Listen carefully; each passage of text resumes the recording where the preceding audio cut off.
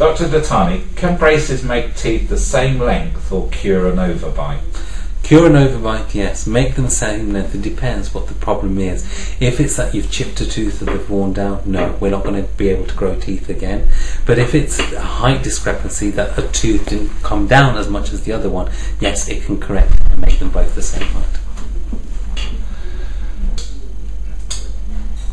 Dr. Dattani, I'm very nervous of the dentist. How can you help me? 90 to 95% of my patients are nervous. One nervous patient sees me, recommends another nervous patient. So here at Kent Smile Studio, we actually enjoy our nervous patients. We do it because we feel we can interact with them much, much more. We gain their confidence. The way we do that is we treat them as if they're coming into their own home or a relative's home. From the minute they walk in to the minute they walk out, we make sure at every stage they're looked after well.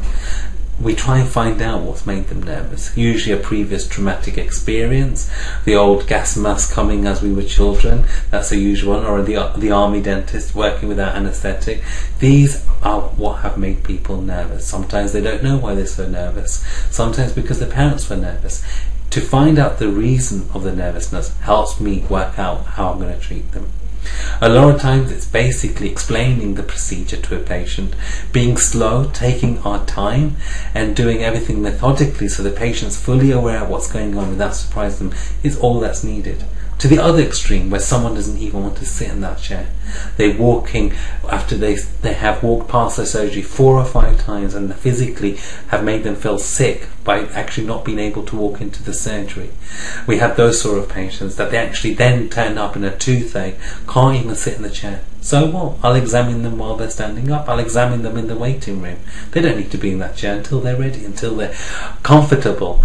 It's all about gaining the trust, actually trusting us to look after their dental health. It's very, very invasive. I'm very close to that patient. I'm invading someone's personal space. I think dentists need to understand it's quite patients can be quite taken back that we're actually quite close to them. So keeping that distance initially with the patient, so you don't feel like I'm trying to get into their mouths. Only using small amount of instruments, only a mirror, even just my fingers and having a look. All depends on what the nervousness is caused by. To the other extreme of where they will not be able to cope with any dentistry while they're still with it. So we offer a service called sedation.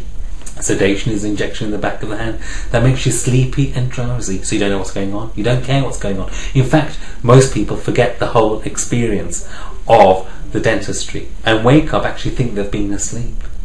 But I always say to my patients, and I challenge them, that one day you will have dentistry without sedation, and usually we're right. Because I come back to it, it's all to do with trusting someone. The minute you've gained that trust, you're no longer nervous. And that's what we try and do here. We try and make you a part of the family, so you trust us all from reception to nurse to dentist.